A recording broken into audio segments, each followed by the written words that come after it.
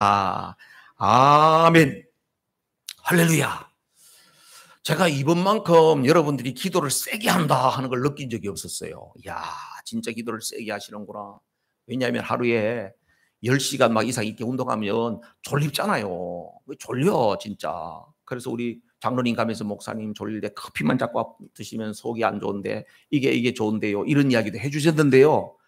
안 졸립는 거야, 이게. 어디 마약 맞은 사람처럼. 그래서 어떻게 이렇게 안 졸립지? 그랬더니, 아, 이 성도들이 기도를 엄청나게 하는구나. 야, 이 양반이 갑자기 그냥 대륙 횡단을 하겠다니, 이게 막 열심히 그냥 기도를 하셨구나. 이런 생각이 들었고요. 또 감사한 것은, LA에 있는 제 친구가 늦게서 제가 대륙 횡단을 한다는 이야기를 듣고, 아니, 거기를 어떻게 혼자 올라 그래? 이렇게 해가지고, 거기서 자기가 날 도와준다고 덴버까지 비행기를 타고 왔어. 덴버까지. 박 목사 혼자 올라가면 너무 위험하고 힘든데 내가 가서 도와줄게. 이래가지고 비행기 타고 덴버에서 만났어. 그래가지고 덴버에서 이 친구가 또 운전을 또 한참 또 이렇게 1000마일은 그 친구와 같이 오고 1800마일은 제가 혼자 운전해가고 자 이렇게 해서 또 하나님께서 그 친구를 보내신 것도 얼마나 많은 하나님 나라의 꿈과 비전을 또 앞으로 우리 남은 약 10여 년 남은 이 목회 기간을 어떻게 해야 될지를 진짜 깊은 이야기를 나누게 하셨어요. 그래서 하나님께서 너무나 이번 여행을 정말 복되게 하셨구나 그런 생각이 들었습니다. 그래서 사실 목적은 우리 아들한테 차를 갖다 주는 거였는데 사명도 완수하고 또 그 가는 과정 속에 하나님께서 참 은혜를 주셨어요. 또 제가 한 가지 이렇게 또 여행을 하면서 가만히 생각하니까 아유, 우리 성도님들이 그냥 이렇게 일만 하시고 여행을 잘 못하셨으니 어떻게 하면 좋을까? 그래, 앞으로 여행을 좀 해야 되겠다. 이런 생각이 들었어요. 그래서 저 플로리다로 가서 크루즈도 타고, 저 캐나다 퀘벡도 올라가고, 단풍 구경도 가고, 그렇게 갑시다. 갑시다. 예, 그래, 갑시다. 예. 뭐 운전할 걱정하지 말고, 제가 운전해보니까 운전 너무 잘하더라고요. 여러분 그렇지요. 세상에서 보면 여행도 즐겁고 이것저것 다 즐겁고 새로운 경험을 하는 거 좋아요. 그런데 또 이런 말도 있어요. 집 떠나면 고생이다. 집에 오니까 제일 좋다. 그런 이야기도 있지 않습니까? 그죠? 그래요. 집 떠나면 또 고생스러운 것도 있지요. 그러나 집이 좋다. 이것도 굉장히 성경적이에요. 하나님께서 우리의 인생길을 나그네 인생길로 만드셨어요. 나그네예요. 그죠? 이스라엘 백성들에게 있어서 돌아갈 고향, 그들이 가야 할 곳은 젖과 꿀이 흐르는 땅 가나안 땅을 향하여서 너는 가라 이렇게 이야기했지만 하나님께서 우리에게는 뭐를요? 하나님의 영원한 통치가 있고 예수님이 우리와 함께 할 수 있는 그곳 영원한 천국을 향하여서 가라. 그게 진짜다. 그것이 우리가 진짜 가야 할 본향이다. 그렇게 우리에게 제시해 주신 거예요. 그래서 이 땅에 사는 우리 모두는요, 이런 것, 저런 거 누리면서 살지만 결국은 뭐예요? 목적지가 분명해야 돼요. 그런데 목적지를 가는 길은 다양한 모습으로 가고 있지만은 그 길이 고달플 수도 있고 조금 순탄할 수도 있지만은 우리가 가야 할 목적지는 분명해야 한다. 여러분 분명하세요? 거기 가는 거 분명해요? 그게 중요한 거예요. 하나님께서는 우리에게 이 땅에 태어난 모든 사람은 구원받아야 된다. 어떻게 구원받나? 예수님을 믿음으로 말미암아 구원받는다. 하나님이 내신 길이에요. 그리고 난 다음에 구원받은 사람은 그냥 바로 그 길로 천국으로 가는 것이 아니고 이 땅에서 광야 같은 인생길을 가게 하셨어요. 그 왜 그렇게 하느냐? 그 가는 과정 속에 우리 안에 있는 군더더기와 우리 안에 쓰레기 같은 것들과 이런 것들을 다 비워내고 깎아내고 우리 장로님께서 아까 성화의 삶을 우리의 성품을 다듬어 가시는 것 이게 바로 성화잖아. 그러면서 그 길을 나그네의 삶을 살아가면서 그렇게 하게 하시는 거예요. 그러면서 결국은 어디로 들어가야 돼요? 목적지에 딱 도착해야지 이게 성공하는 인생이에요. 최고로 성공하는 인생이에요. 근데 이 광야의 길을 걸어가는 데 있어서 중요한 일이 뭐냐 하면 그 길을 인도하는 가이드가 있어요. 그 길을 인도하는 인도자가 있어요. 그 사람을 보고 뭐라 그러냐면 하나님의 일을 대신하는 사람, 하나님의 대행자라고 그래요. 그래서 이스라엘 백성들에게 있어서는 모세와 아론을 하나님께서 대행자로 세우셔가지고 이스라엘 백성들을 이끌고 가게 하시는데 그 안에서 많은 문제가 일어나고 있어요. 그런데 지난주에 보셨던 우리 민수기 16장 그리고 오늘 17장에 나오는 이야기들은 보면 사람들이 그 가이드, 그 인도자가 못마땅한 거예요. 그래서 광야의 여정 가운데에서 하나님께서 세우신 목자, 하나님께서 세우신 구속사의 대행자들, 지도자라고 해 마음이 불편해가지고 거기에서 거역이 일어나고 불평 원망이 일어나서 어마어마한 어려움을 당하게 되는 이야기가 지난주 이야기, 또 이어서 오늘에 나오는 이야기, 그리고 더 전체적으로 봤을 때는 민수기에 나오는 내용이 바로 그런 내용이에요. 그래서 여러분, 민수기를 계속 보면서요, 여러분들이 계속해서 생각하고, 여러분들이 이 말씀을 통해서 계속해서 여러분 마음속에 담아야 될 것이 뭐냐면, 그래, 나는 구원받은 인생이고 천국에 갈 때까지 나그네 광야의 길을 걸어가는데 오늘 이 말씀을 통해서 내가 털어내야 될 게 뭐냐, 내 안에서 버려야 될 게 뭐냐, 나도 이런 모습이 있는데 이런 걸 내가 털어내야 되는 거구나, 이걸 계속해서. 그래서 민수기는요, 우리가 성화의 삶을 살아가는 데 있어서 최고의 교본이라고 말할 수가 있어요. 그래서 사도 바울도요, 저 고린도전서 10장에서 광야의 백성들에 대한 이야기를 쭉 하면서 뭐라고요? 우리에게 본보기가 되게 하려고, 그리고 말세를 살아가는 성도들에게 경고를 주기 위하여서 하나님께서 민수기라고 하는 말씀, 또 이스라엘 백성이라고 하는 그 민족을 통해서 우리 앞에 샘플로 그 사람들을 놔둔 거다. 할렐루야. 여러분, 우리는 진짜 복을 받은 거예요. 왜냐하면 하나님께서 이스라엘 민족을 통하여서 행하셨던 그 일을 통하여서 똑같은 방식으로 하나님께서 우리에게 구속사를 이끌어 가신다는 것을 미리 다 보여주는 거야. 보여주는 거야. 거기만 나오는 것도 아니에요. 히브리서 3장에도요, 똑같이 나와요. 광야 백성들이 우리에게 본보기가 되어서, 본보기가 된다고 하는 것이 바로 뭡니까? 우리에게 거울이 된다는 거예요. 거울이 된다. 이 광야 백성에서 본보기가 뭐냐면, 하나님의 말할 수 없는 은혜를 입었는데도 불구하고 이 은혜를 망각하니까 그 다음에 사람이 어떻게 돼요? 또라이가 되는 거야. 은혜를 잃어버리면 또라이가 되는 거예요. 지 마음대로 사는 거야. 하나님의 은혜를 반역하는 거예요. 생각지도 못했던 그런 엄청난 짓을 해버리는 거예요. 이게 왜 그럴까요? 하나님의 은혜를 망각하면 이렇게 돼요. 여러분, 가끔 신문에 나오고 막 매스컴에 뜨는 이상한 끔찍한 일을 저지르는 사람도 있지 않습니까? 그죠? 막 부모에게 막 엄청난 악을 행하고 이런 사람이 있잖아요. 그 왜 그럴까요? 은혜를 모르니까 그런 짓을 하는 거예요. 은혜를 알면 어떻게 그런 짓을 하겠습니까? 우리 또한 하나님의 은혜를 잊어버리게 되면, 성도가 하나님의 은혜를 망각하게 되면 성도가 악도가 된다는 걸 기억해야 돼요. 나도 그렇게 될 수 있는 사람이구나. 그럼 어떻게 돼? 항상 은혜 아래, remind. 아까도 우리 같이 기도했죠. 교회 나와서 성전에 있을 때 바빠서 한 주간 동안 내가 기도 생활도 잘 못하고 말씀도 잘 못 읽고 정신없이 살았다 할지라도, 그래도 주의 전에 나와서 예배하는 이 자리에 딱 앉으면, 하나님, 지난주에도 말할 수 없는 하나님의 은혜 아래 있었는데 내가 그거 잊고 있었어요. 그러면서 다시금 은혜를 리마인드하는 거예요. 하나님께서 내게 베풀으셨던 그 사랑을 다시 리마인드하는 거예요. 그러면 어떻게 돼요? 하나님하고 아주 친밀한 관계가 되는 거예요.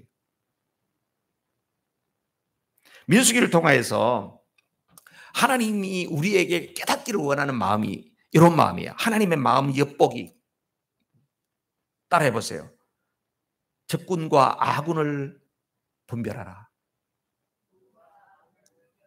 네, 여러분, 광야 인생을 살아가는 데 있어 누가 적군이고 누가 아군인가를 분별해야 돼요. 그걸 못 분별하면 어떻게 될까요? 아군한테 막 총을 막 쏘는 거예요.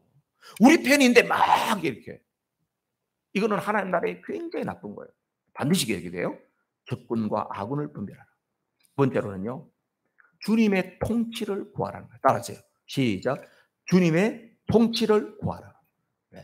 내 안에는요, 주님이 나를 다스리지 않으면 누가 와서 다스리기 쉬우냐면 사단마귀가 쑥돌아서 나를 다스리기가 쉬워요.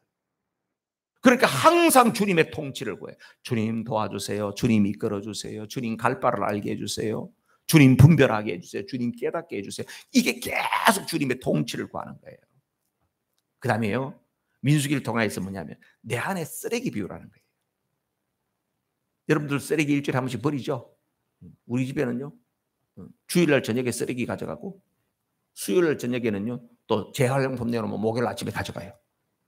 그거 안 버리고 집에 계속 쌓아놓으면 어떻게 되겠어요? 엉망진창 되는 거죠.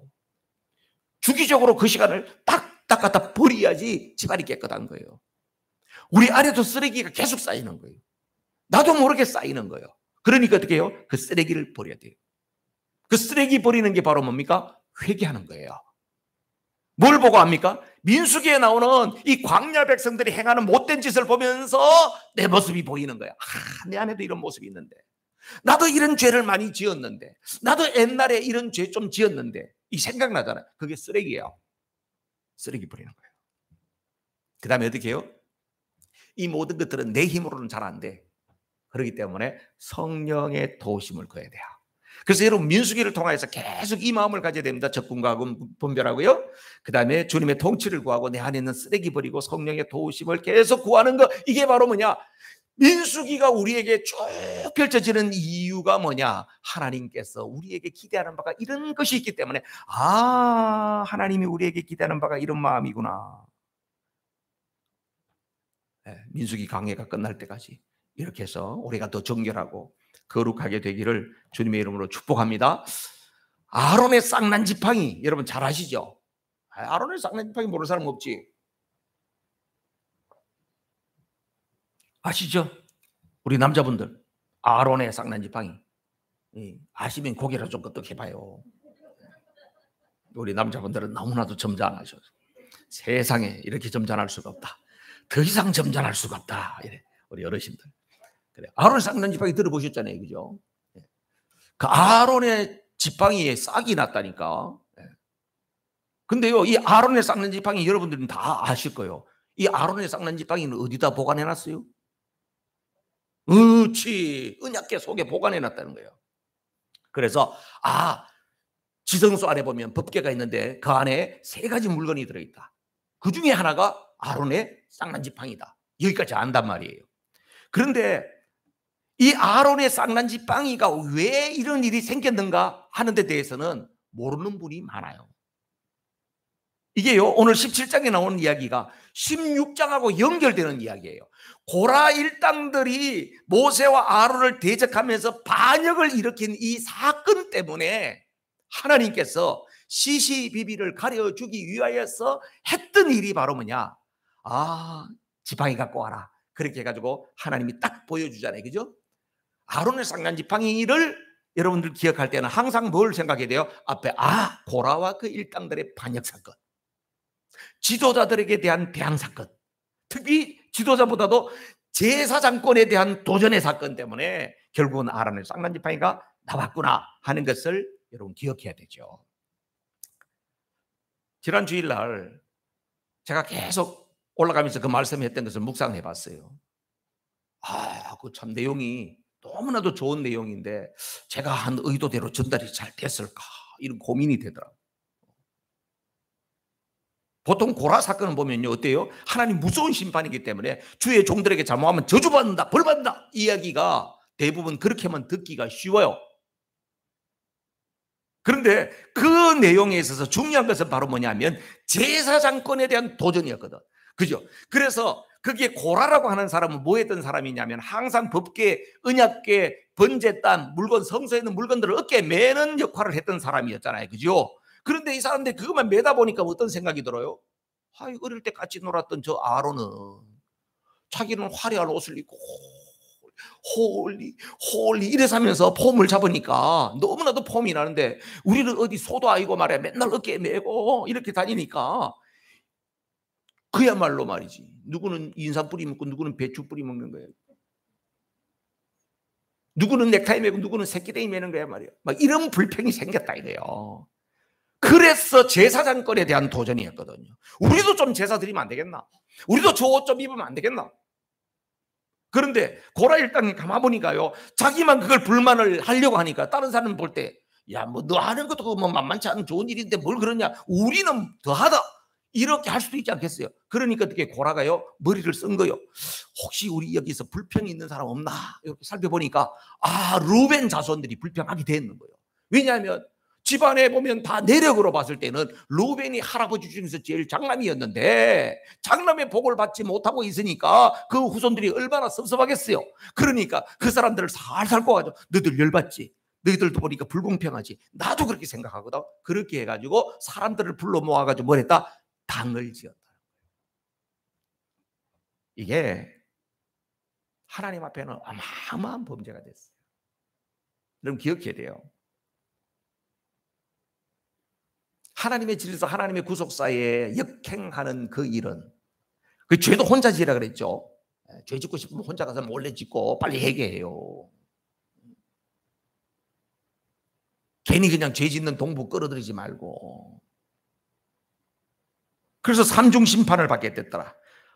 주동자들 향로 들고 와라 그래가지고, 그래 너도 향 들고 제사장 흉내 내봐라. 자 향로 들고 와라 그러니까 다 들고 오니까 야 하는가 보다 불이 나가지고 250명이 다 태워 죽어. 본인만 죽은 게 아니에요. 자기의 가족들과 그동안 모아놨던 모든 재산까지 싱크홀, 그냥 땅이 갈라져가지고 다 들어가서 그냥 묻어버렸어. 그냥 하나님. 그리고 나는데 마음적으로 그들을 동조했던 사람들이 있을 거 아니에요. 야 모세 아론 너무하네. 그런 거 정도 가지고 너무하네. 하나님이 그 마음도 다 아셨어요. 그래서 연병이 확 가서 하나님이 다 쓸어가려고 하는데 결국은 아론이 중간에 향로로 들어가가지고 하나님 제발 나를 죽이고 가시옵소서. 그렇게 해서 14,700명으로 끝났다. 이 이야기가 보통 이야기가 아니에요. 그 다음에 중요했던 건 뭐냐면, 그보다도 더 중요한 것은 모세와 아론은 이런 엄청난 문제가 일어날 때마다 늘 엎드렸다. 주의 종들은 엎드리기를 잘해야 돼요. 주의 종들은 엎드리기를 잘해야 된다니까. 여러분 교회 지도자들은요, 무슨 일이 있으면 엎드리기를 잘해야 돼요. 엎드려야 돼. 자꾸 엎드려야 돼요. 안 엎드리고 자꾸 머리를 쳐들면요, 맞아. 그렇죠? 누가 막 이렇게 주먹을 흔들면은 이렇게 머리를 이렇게 숙여야지 이렇게 주먹이 위로 휙 지나가는 거예요. 에? 근데 엎드려야 되는데 뭐야? 이러면은 맞아요. 그러니까 휘두르는 사람도 보면 이게 정신없어가지고 자기도 모르게 막 휘두르는 거야. 그러면 그게 막 엎드려가지고 주여 이렇게 하고 있으면 다 위로 이렇게 지나가더라고요. 이렇게 지나가는데 뭐야? 이러면은 얻어맞아. 그 하나님 참 원리가 엎드린다는 게 참 중요한 것 같아요. 엎드려야 돼요. 억울한 일이 있어요. 힘든 일이 있어요, 여러분. 내가 정말 나도 진짜 너무 억울해. 나도 할 말이 있어. 그런데 어떻게 해요? 그 나중에 할 기회가 있을 수도 있으니까 지금은 엎드려야 돼요. 그럼 모세와 아론 엎드리는 거예요. 엎드려요. 거기 제가 다시 읽어보니까 모세와 아론이 엎드렸다는 것이 3번이나 나오더라고. 엎드렸대요. 엎드렸어요. 그리고 난 다음에 하나님의 진노가 쫙 나올 때 모세가 엎드려 있다 보니까 형님 빨리 향로를 가지고 하나님 앞에 가서 서십시오. 그 재앙을 막으십시오. 주의 종들은 아무리 자기에게 해를 가해하는 사람들이라 할지라도 그 앞에서 하나님 앞에 중보자로 서야 하는 게 주의 종이구나. 너무나도 감동이 됐어요. 그 모세와 아론 얼마나 억울하겠어. 그죠? 여러분이 모세 아론을 생각해봐. 얼마나 억울해. 그렇게 모함을 받고 그렇게 사람들한테 망신을 당하고 그런데 변명도 못하고 말도 못하고, 야 이 사람들은 나도 이거 하고 싶어서 하는 줄 알아. 이 말을 좀 하면 좀 속이 시원할 텐데 말도 못하고 계속 엎드려 있어야 되고 얼마나 억울하겠어요. 17장에 하나님이 풀어준다니까요. 하나님이 억울함을 풀어줘요. 여러분 하나님이 풀어줘야 확실하게 풀리는 거예요. 내가 억울함을 풀려고 하면요, 억울함이 풀리는 게 아니라 더 꼬이는 거예요. 그런 길 많죠? 여러분이 뭘 나서서 좀 해보려고 이러다가 더 꼬여버리는 경우가 얼마나 많아요? 하나님이 풀어야 진짜 확실하게 풀리는 것입니다. 오늘 내용이 바로 그거예요. 하나님이 푸실 때 확실하게 풀리더라. 하나님이 어떻게 풀어가시느냐? 자, 오늘 보십시오. 5절 거기에 하반절에 뒤에 보면 이런 말이 있어요. 세번역 성경에 이렇게 되어 있어요. 너희를 거역하여 불평하는 이스라엘 자손의 불만을 내가 없애고자 한다. 너희들한테 불만하는 거 있지? 하나님 뭐라 그러냐면 내가 그 불만을 풀어줄게. 하나님이 직접 개입하신다는 거예요. 하나님께서 구속사를 위해서, 하나님의 구원 역사를 위하여서 진행해 가시는데 생기는 여러 가지 어려운 일들과 억울한 일들을 하나님께서 하나님의 때에 풀어가신다는 거예요. 여러분, 이걸 신뢰하셔야 된다. 근데 우리가 우리 목사님들도 그래요. 저도 돌아보면 그렇고요. 그 억울함을 내가 풀고 싶은 거예요. 내가 그 억울함을 좀 변명하고 싶은 거예요. 나 그렇지 않아요. 이야기하고 싶은 거예요. 그러다 보니까 어떻게 돼요? 더 꼬여버리는 거예요. 하나님이 하셔야 된다. 하나님 풀어가신다는 거예요. 어떻게 풀어가시는지 보세요. 첫 번째로는 2절 말씀을 다 같이 읽어야 돼요. 우리 2절 시작. 너는 이스라엘 자손에게 고하여 그들 중에서 각 종족을 따라 지팡이 하나씩 취하되 곧 그들의 종족대로 그 모든 족장에게서 지팡이 12를 취하고 그 사람들의 이름을 각각 그 지팡이에 써대. 각 지파별로 지팡이를 갖고 오는데 아무거나 갖고 오는 게 아니고 지도자들의 지팡이를 하나씩 갖고 오라는 거예요. 지팡이. 왜 하필이면 지팡이일까? 그런 생각 해보셨어요? 각 지파별로 뭔가 상징이 될 만한 걸 갖고 와라. 거기 깃발도 있고요. 다른 거 다 있어요. 또 아니면 자기의 귀중품을 갖고 와라. 그렇게 할 수도 있잖아요. 그런데 왜 지팡이를 갖고 오라 그랬을까? 지팡이는 뭘 상징하냐면 권위를 상징해요. 권위. 지팡이. 옛날에 임금님들도 보면 호를 이렇게 들고 있잖아요. 그죠? 왕의 권위를 상징하는 거거든요. 그 지팡이는 이 권위를 상징하는 거예요. 그래서 하나님께서 어떻게 해요? 지금 여기에 일어나는 여러 가지 일들의 문제의 근원이 뭐예요? 지도력의 권위에 대한 문제라고 하는 것을 하나님은 알고 계시는 거예요. 지금 모세와 아론이 지금 이렇게 어려움을 당하고 있고 백성들이 지금 고라와 그 일당들이 막 분위기를 만들어 가지고 지금 하고 있는 이야기가 뭔지를 하나님은 알고 계시는 거예요. 지금 이 권위의 문제다. 누가 지도자냐? 누가 대장이냐? 누가 우두머리냐? 이거 가지고 지금 싸우고 있는데 하나님께서는 지팡이를 갖고 와라. 이건 벌써 바로 뭐냐면 하나님께서 이 모든 문제의 근원을 알고 계시다고 하는 것을 말씀하는 거예요. 여러분, 우리는요 기도하고 그럴 때도 보면 때때로 하나님 앞에 답답할 때는 이런 것 때문에 답답한 거예요. 하나님이 내 속을 좀 알아주시면 좋겠는데 하나님도 모르잖아요. 세상에 내 속을 아는 사람 아무도 없는데 하나님은 내 속을 좀 아십니까?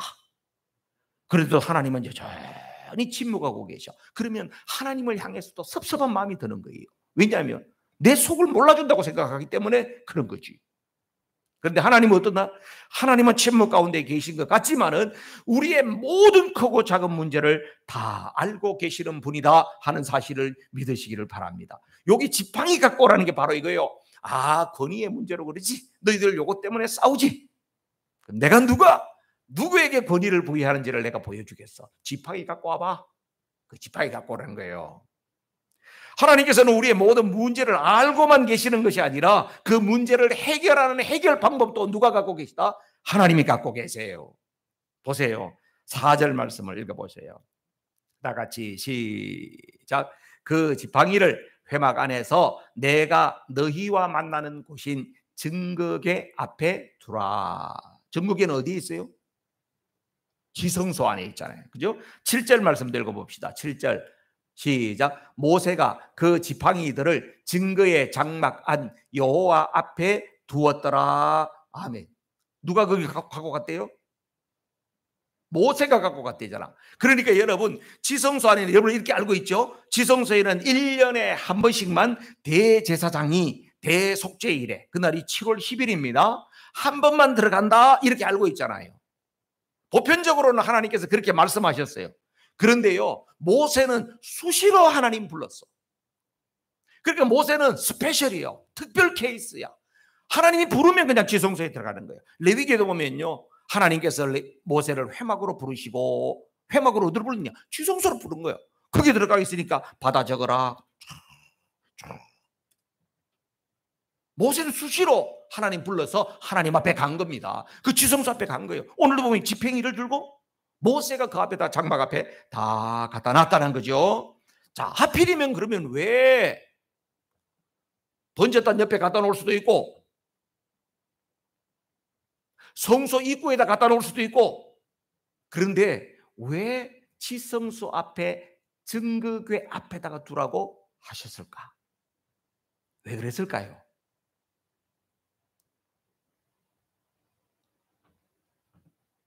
너무 쉬워서 답을 안 하는 것이겠죠. 질문도 좀 수준 있는 걸 하시옵소서. 우리를 뭘로 보시옵니까? 그렇죠? 나는 그렇게 생각을 해요. 죄송해요. 여러분, 증거궤는 뭐라 봅니까? 하나님이 임재하고 계시는 곳이 지성소인데, 지성소 중에서도 하나님이 소파에 앉아 계시는 것이 아니고 법궤 위에 두 그룹 천사들이 있는 그 사이가 시은자라고 하기도 하고 속죄판이라고 하기도 하는데, 하나님이 거기에 앉아 계신다고 믿고 있어요. 하나님이 그렇게 말씀하셨어요. 그런데 그 앞에다가 둬라. 이 말은 뭡니까? 하나님께서 이 일의 시시비비를 가려내신다는 거예요. 하나님께서. 그러니까 여러분, 그 안에는 아무도 못 들어가는 거예요. 누구도 거기에 가서 장난을 칠 수가 없는 거예요. 누구도 가가지고 밤사이에 바꿔놓을 수도 없는 거예요. 그죠? 성소까지는요, 제사장들이 많이 들락거릴 수 있어요. 번제단까지는 레위 사람도 왔다 갔다 할 수 있어요. 그런데요, 지성소 그 안에는 아무도 못 들어가는 곳이에요. 그런데 하나님이 그 위에서 딱 하룻밤 사이에 놀라운 일들을 행하시는 거야. 거기다 놓으라는 거예요. 이 사람들의 죄성이라고 하는 건 이렇게, 하나님이 하시는 데 보면 꼭 거기에다가 또 다른 살을 붙이는 사람들이 있어. 이거 간밤에 누가 다른 사람이 갖다 놓은 거 할까? 이 아론 잘 봐봐, 이거 네 거 맞나? 이렇게 물어볼 사람도 있지 않겠어요? 근데 하나님께서 누구도 손닿을 수 없는 곳에서 그 일을 행하셨더라. 자, 그러면 어떤 방법으로 하셨나? 5절 말씀 보세요.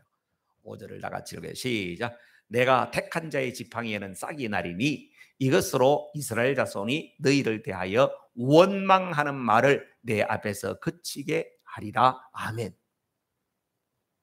하나님이 미리 이야기한 거예요. 지팡이 12개 가운데서 반드시 내가 택한 그 지도자에게는 이 지팡이에서 싹이 나온다. 여러분, 지팡이는 어떻게 해요? 지팡이를 갖고 다니는 건 이미 다 죽은 나무예요. 그죠? 잘라가지고 다듬고 뭐 해가지고 손이 쥐기 좋게 다 해가지고 다 죽은 나무예요. 싹이 날 수가 없어. 그런데 하나님께서 어떻게 해요? 다 죽은 나무 지팡이를 갖다가 왔는데 거기에서 하나님이 택한 자에게는 거기에서 싹이 나게 될 거다. 싹만 나나? 8절 말씀 보세요. 8절 시작. 이튿날 모세가 증거의 장막에 들어가 본즉 레위 집을 위하여 낸 아론의 지팡이에 움이 돋고 순이 나고 꽃이 피어서 살구 열매가 열렸더라. 할렐루야. 야, 여러분 놀라지도 않네. 너무나 놀랍잖아요. 여러분, 세상에 어떤 방식으로 했는데 하룻밤 사이에 싹이 나고 움이 돋고 꽃이 피고 열매를 맺을 수 있는 게 어디 있어요? 하나님의 놀라운 역사가 그 하룻밤 사이에 일어나게 되었다는 거죠. 너무나 신기하지 않습니까? 하나님이 독특한 방법으로 하나님의 일하심을 드러난 사건이었습니다. 지팡이 하나에 하룻밤 사이에 어마어마한 변화가 일어났죠. 여러분, 이 지팡이를 보면서 정말 모든 의문이 해결되는 거죠. 아론을 선택하고 아론의 자식들이 제사장이 되는 것이 하나님이 하실 일이 맞구나. 그 하나로 확실하게 증거가 되잖아요. 하나님 선택했구나. 그 다음에 뭔 말이에요? 12개의 지팡이가 다 죽은 나무 지팡이였는데 아론의 지팡이만 거기에서 싹이 나고 움이 돋고 꽃이 피고 열매가 맺었다고 하는 이야기가 바로 무엇을 말할까요? 하나님의 손에 붙잡힌 바 되어지면 죽은 나무에도 싹이 나는 겁니다. 아론이 특별해서가 아니고 아론도 다른 사람들하고 똑같은 사람인데 하나님이 붙잡아서 쓰니까 이런 역사가 일어나는 거구나. 할렐루야지. 아론이 스페셜이 아니에요. 아론의 지팡이도 죽은 막대기예요. 똑같은 거예요. 다른 사람하고 똑같아요. 그런데 하나님이 개입하시고 하나님이 역사하시니까 이런 생명력이 왕성하게 일어나게 되는구나. 할렐루야. 이걸 보고 뭐라 그래요? 하나님의 절대적인 주권이라고 해요. 하나님의 주인이에요. 그게 하나님 마음인 거예요. 여러분, 하나님께서는 하나님의 일을 진행해 가시는 데 있어서 사람하고 타협하거나 딜을 하지 않으세요. 여러분 하나님하고 딜하려고 그러지. 아, 하나님 나 이거 해주시면 내가 요거 좀. 하나님 그런 딜의 대상이 아니에요. 하나님 어떻게 일하세요? 하나님의 절대적인 주권으로 하나님 선택하셔서 하나님 일하시는 거예요. 그러면 우리는 어떻게 할 수 있을까요? 하나님 앞에 내가 그렇게 선택받아서 하나님 앞에 쓰임받기를 사모하고 하나님 앞에서 우리 자신을 정결케 하고 하나님이 쓰시기 좋은 그릇으로 준비되고, 이것은 우리가 할 일이에요. 타협이 아니라니까. 절대적인 하나님의 주권에 의해서요. 여러분, 이 아론의 상단지팡이 사건은요, 어마어마한 여러 가지 메시지가 있습니다. 이 말은 또 어떤 의미가 있을까요? 주님의 손에 잡히기만 하면요, 죽은 생명도 산다는 거예요. 죽은 막대기에 생명력이 일어나잖아요. 주님의 손에 잡히면, 붙잡히기만 하면은 어떻게 해요? 죽은 자도 살게 된다. 주님의 손에 붙잡히게 되기만 하면 무능한 자도 유능한 자가 된다. 주님의 손에 붙잡히게 되면 아주 시골 영감 아무것도 아닌 사람이 하나님 앞에서 존귀한 자가 된다. 주님의 손에 붙잡힌 바가 되면은 불행하던 사람도 복된 자가 된다. 주님의 손에 붙잡히는 게 중요한 거예요. 여러분, 오늘도 우리가 주님의 손에 붙잡힌 바 되어질 때에 우리를 통해서 놀라운 역사가 일어나게 될 줄로 믿습니다. 우리 어르신들이요, 내가 이제 나이도 많고 하나님 앞에서 그러면 너무 까부시는 거예요. 죄송해요.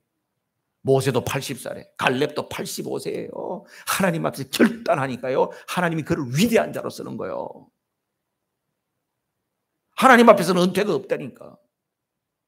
하나님 앞에 은퇴가 없어요. 제가 올해부터 공부를 하려고 마음을 잡섰어. 그동안에 내가 공부를 할 여건도 안 되고 그랬었는데, 이제 아이들도 대부분 다 이제 했고, 이제 내가 공부를 좀 해야 되겠구나. 뭐 목사님이 지금 왜 공부를 할까요? 어디 더 좋은 교회 가려고 그럴까요? 그런 마음이 아니에요.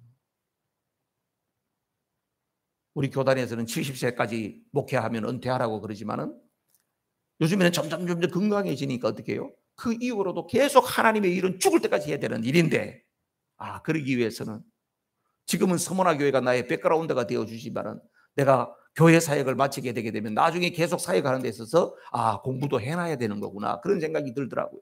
그래서 공부를 해야 되겠다. 주님이 그런 마음을 주대요. 난 공부 별로 안 좋아하거든. 그런데 공부를 또 하게 돼. 여러분도 마찬가지예요.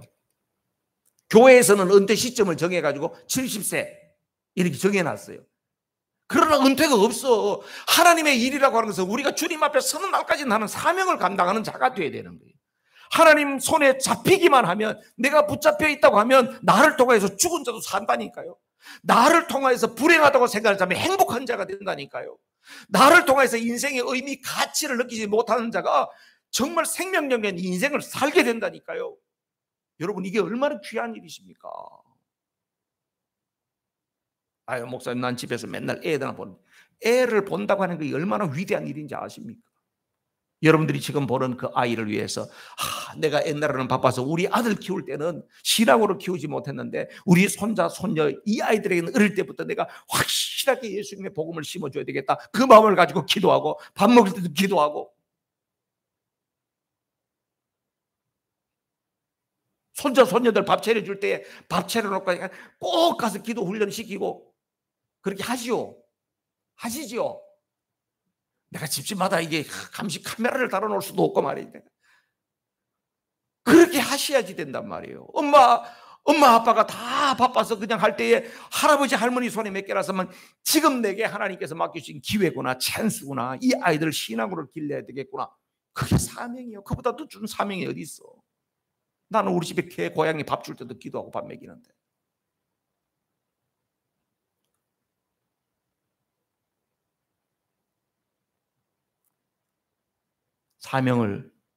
사명감을 가지고 살아야 돼요. 그 사람이 존귀한 사람이에요.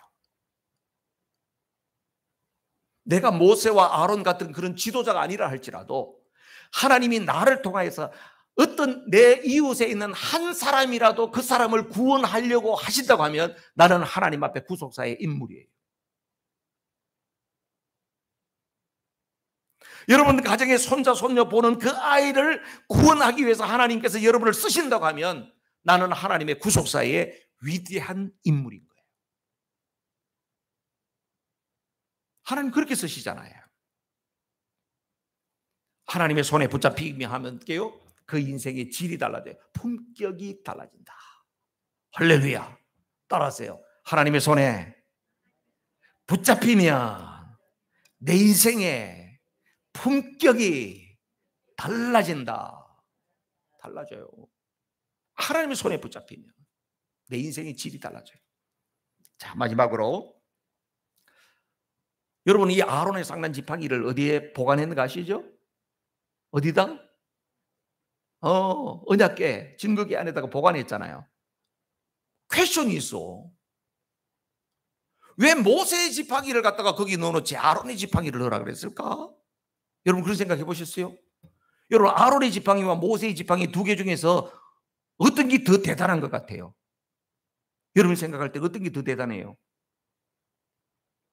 응? 아론의 지팡이가? 응. 싹이 났으니까, 싹이 나고 했으니까, 엄청난 일이 했지, 그죠? 오케이. 또, 모세의 지팡이가 더 대단하다 이런 생각은 안 해봤어요? 안 해봤어요?